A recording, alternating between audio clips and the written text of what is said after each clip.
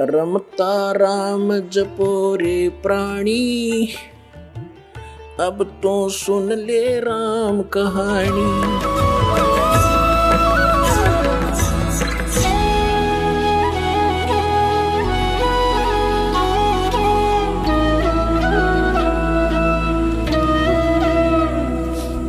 जब परमात्मा बनारस में आए हुए थे, अपनी दूसरे प्रकार की लीला करने के लिए एक बालक रूप में प्रकट हुए थे। नीरू नीमा नाम के निसंतान दंपत्ति उनको उठा ले गए थे। जुलाहा थे, वो मुसलमान जुलाहा थे।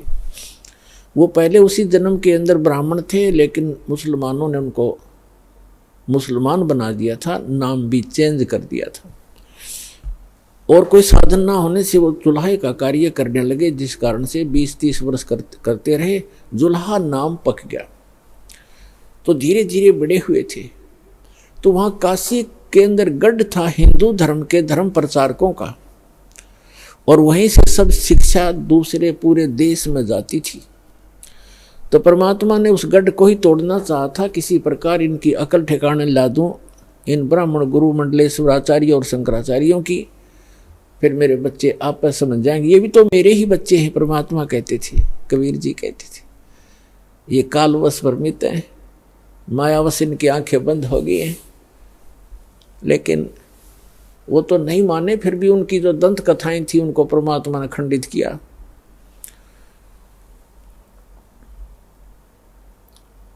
क्या बताते थे, जैसे हिंदू धर्म के धर्म गुरु ये कहा करते थे कि जो बनारस में मरता है, जिसकी मृत्यु काशी में होती है, वो सीधा स्वर्ग जाता है। और जो मगहर के अंदर मरता है, मगहर के अंदर मुसलमान एक नवाब था, बिजली खान पठान। बिजली खां पठान एक नवाब था, उसका राज्य था।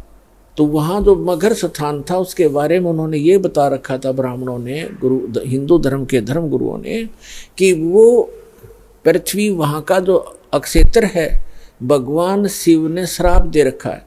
वहाँ जो मरेगा वो नरक जाएगा।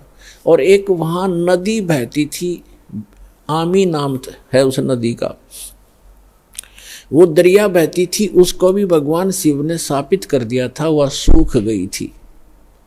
इसलिए ब्राह्मण लोग कहा करते थे, मगहर में कोई ना मरना, वो पृथ्वी सूची नहीं है, शुद्ध नहीं है। तो जिस कारण से हिंदू धर्म के जो रिच लोग थे, धनी व्यक्ति थे, उनने अपने माता पिताओं को वृद्ध अवस्था जब उनकी हो जाती थी तो बनारस में रखना शुरू कर दिया, किराए पर कोई कमरे धर्मशाला लेकर के। इस कारण से कि हमारे माता पिता की मृत्यु यदि बनारस में हो जाएगी, काशी में हो जाएगी, तो स्वर्ग चले जाएंगे।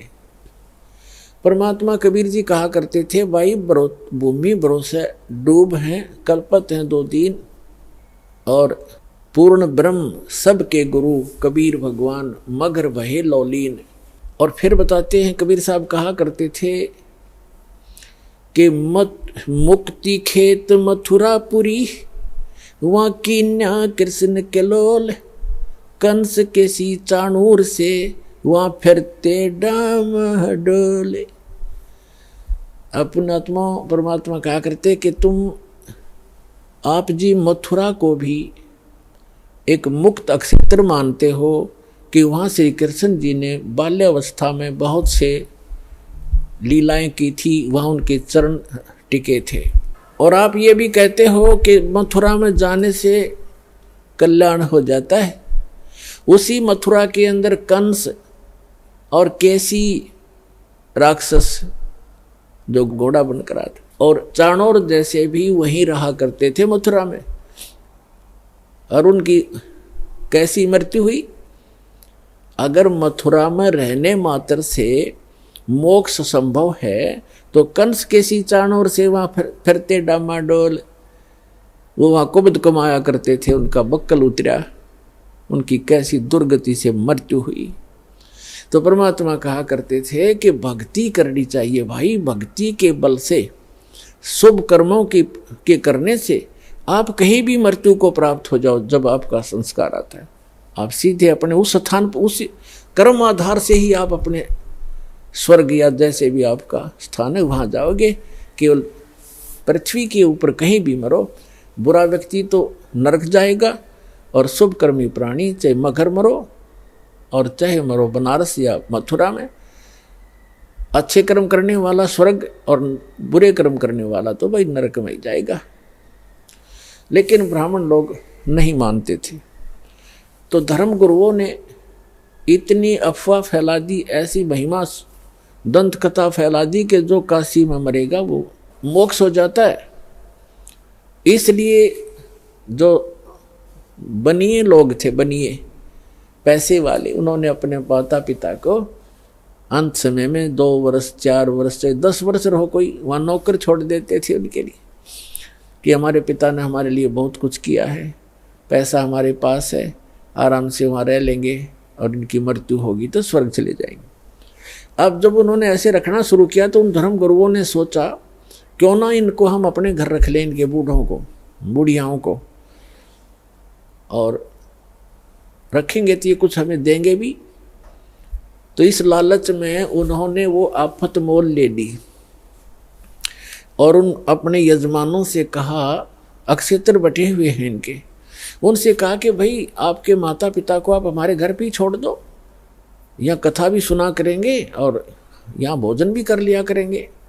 उन्होंने कहा जी बहुत अच्छी बात, फिर तो हम अपने माता पिता के आपको आपके घर छोड़ देंगे। तो उनके वहाँ खूब दक्षिणा भी देने लगे, उनके खर्चा भी देने लगे और अलग से भी पैसे दान उन ब्राह्मणों को, गुरुओं को देने लगे। जिस कारण से सभी ब्राह्मणों में ये एक जैसे पीजी हुआ करना, पीजी जैसे खोल लिए इनने।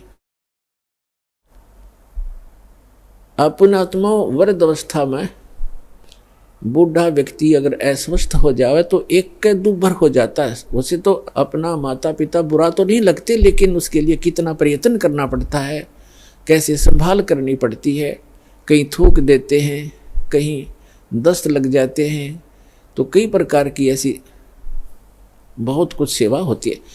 तो कुछ दिन तो उन्होंने आया आनंद और फिर बूढ़े संभालने हो गए मुश्किल।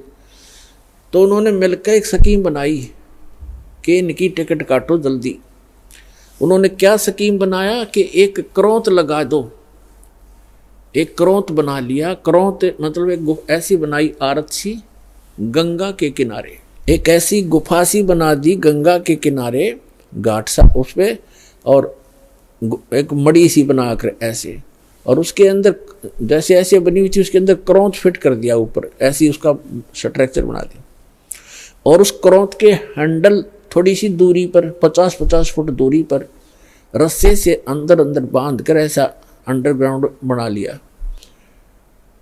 और वो दूर जाकर बैठ जाए 2 जने उसको हैंडल करने वाले, ऐसे जंगल सा बहुत जड़े से उसमें झाड़ से थे वहाँ पर। तो वो क्या कहते हैं कि जो उन्होंने एक अफवाह फैला दी कि जो गंगा के किनारे अपनी करौंत से गर्दन कटवाएगा वो सीधा स्वर्ग, शीघ्र स्वर्ग जाएगा। जो शीघ्र जाना चाहता है स्वर्ग, उसके लिए परमात्मा ने एक करौंत भेजना शुरू कर दिया। करौंत माने लकड़ी काटने का आरा, वो इतने लंबे लंबे दांतों वाला, ऐसे दोनों हाथों से दूर दूर से पकड़ कर चलाते हैं, ऐसा करौंत बोलते हैं उसको।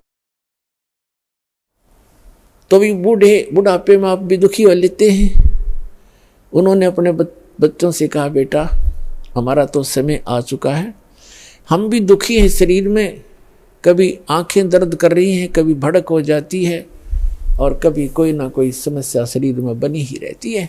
और ऐसे गुरुजी बता रहे हैं कि भगवान की तरफ से करौंत आता है और उससे जो गर्दन कट जाए, उससे गर्दन काटेंगे और सीधा स्वर्ग चले जाएंगे। और उन्होंने बताया कि पीड़ा नहीं होती, बहुत शीघ्रता से काम बन जाता है झटके की तरह। तो सब ने धीरे धीरे उन्होंने अब अपने बुजुर्गों ने अपने बच्चों से प्रार्थना की, बेटा हम तो मृत्यु के निकट हैं और हमें जाने दो। तो बच्चे फिर मना कैसे करें, जो भगवान की तरफ से ऐसा कोई व्यवस्था होगी है तो अच्छी बात है। पिताजी भी चाह रहे हैं, तो उन्होंने कर दिया वो शुरू। अथा कसाई वाला।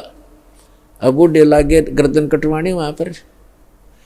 अब वो आवाज़ लगा देते थे, हे परमात्मा क्रोध भेजियो, उसकी लिटा के नो नीचे को मुँह करके, हे परमात्मा क्रोध भेजियो, और उसके पीछे थे ऐसे स्थान पर सेट करते थे, सीधा उससे निकल कर आता वो, और नीचे उस रस्से होते थे उनको 2 बार ऐसे कर देते, कच्च दही कर देता, और फिर उसको घुमा देते, वो ऊपर फिट हो जाता, दिखता भी नहीं उनको तो। और कौन देखे था अंदर जा कर के, तो वो निकाल ले गए, वो फिर उठाकर वहीं सभा कर दें। फिर उनकी मृत्यु के उपरांत वो गुरु जी फिर ये करो वो करो, फंड करो, वो न्यारी दक्षिणा, और उसकी विशेष टिकट लगा दी उन्होंने कि 100 रुपये लगते हैं। जब क्रोध आता है, हमने पूजा करनी पड़ती है, तब क्रोध आता ऊपर से। अब उस समय के 100 रुपये आज के 10 लाख के बराबर है। तो वो भी स्वीकार किया। परमात्मा कहा करते, भाई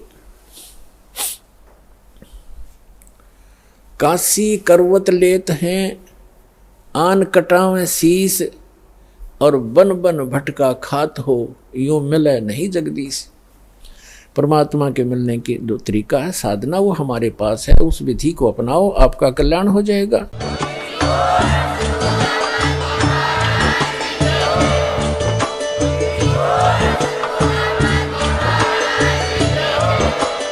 आप सुन रहे थे जगत गुरु तत्वदर्शी संत रामपाल जी महाराज जी के मंगल प्रवचन। अधिक जानकारी के लिए विजिट कीजिए हमारी वेबसाइट www.jagatgururampalji.org। संत रामपाल जी महाराज जी के शुभ आशीर्वाद से पूरे विश्व भर में 500 से भी ज्यादा नाम दीक्षा केंद्र हैं, जिन पर संत रामपाल जी महाराज जी द्वारा ऑनलाइन निशुल्क नाम दीक्षा दी जा रही है। अपने नजदीकी नाम दीक्षा केंद्र का पता करने के लिए संपर्क करें 8222880541।